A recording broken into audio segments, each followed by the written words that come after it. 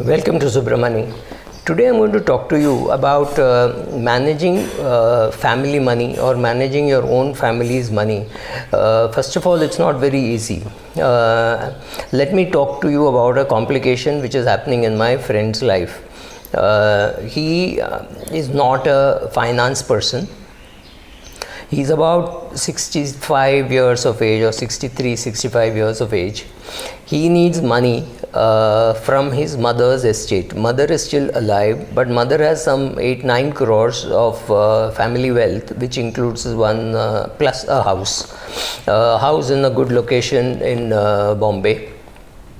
And the money is being managed by his younger brother, and the younger brother does not need the money, right? So the younger brother is saying that he's not doing anything about it. The portfolio is just managing itself. He files his mother's income tax returns, he collects the rent, he puts it in her account, and her portfolio is just growing on a 7-8 crore kind of a portfolio. Let's say it's growing at 10%, then it's becoming 7.7 or 8.4 and 9.5 or things like that.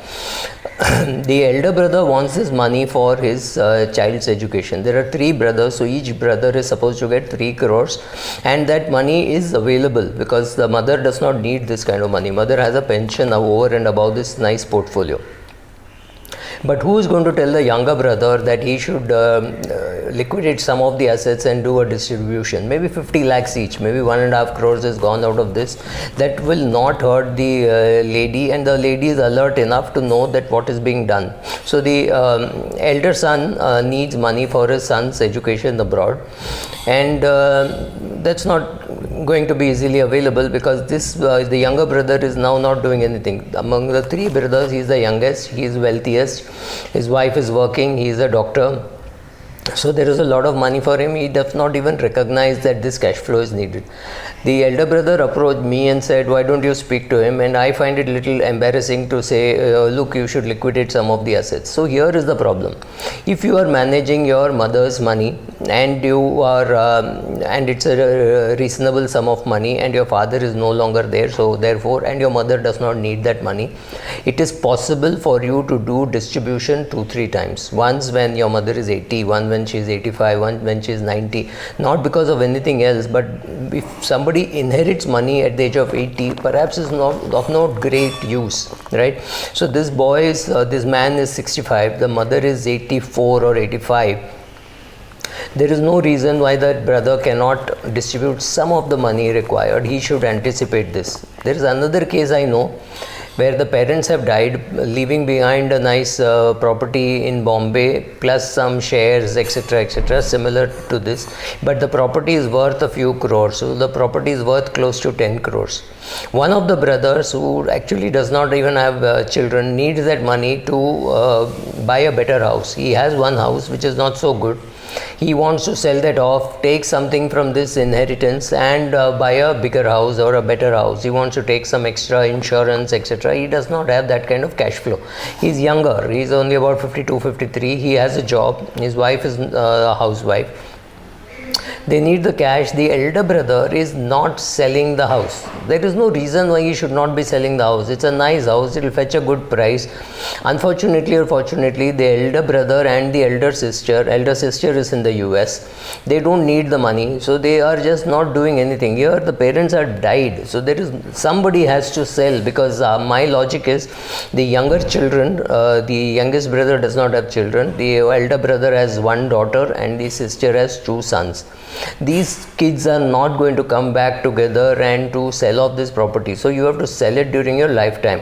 The elder sister is 68 years of age, the elder brother is 63 years of age, and the youngest brother is about 55 years of age.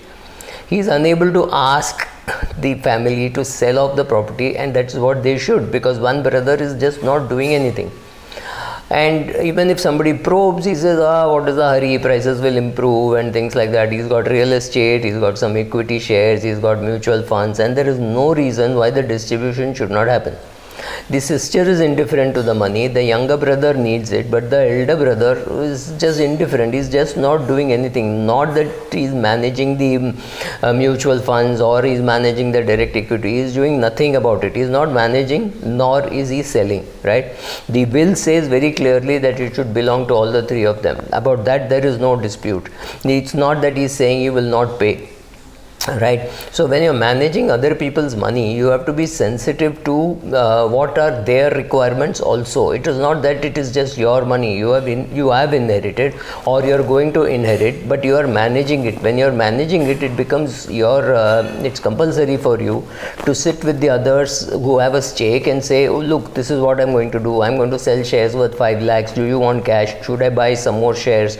There is no point in saying I know everything, so nobody will question me. Of course you know everything, but you don't realize that your brother needs money or your sister needs money for her son's education. And this is, I think, sad, because when you have a mandate, it's not a God-given mandate, it's a mandate which has come to you by inheritance.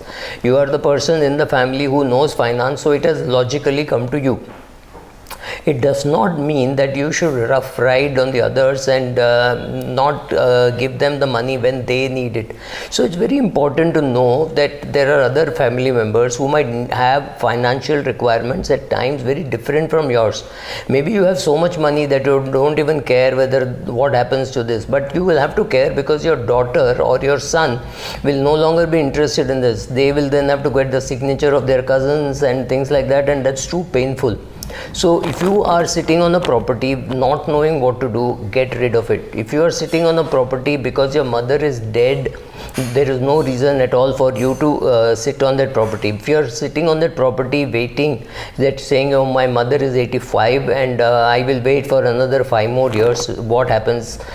The question is, she does not need the money. She has got enough pension, she has got enough dividend income, etc. So she does not need the money. You might as well sell it off today and put it into mutual funds, etc., or give it away to the children who need it. At the end, you can always say, okay, we've already paid you 50 lakhs, so out of this 6 crores, we will not pay you 2 crores, we'll pay you 1.5 crores. That's fine. But giving the child money when the child needs it, that's very important. So, and it is also important for the person to ask, the saying, look, there is this share of mine, can I have it? Very many people are very hesitant, saying, how should I ask, why should I ask, my father gave me education, I don't need this money.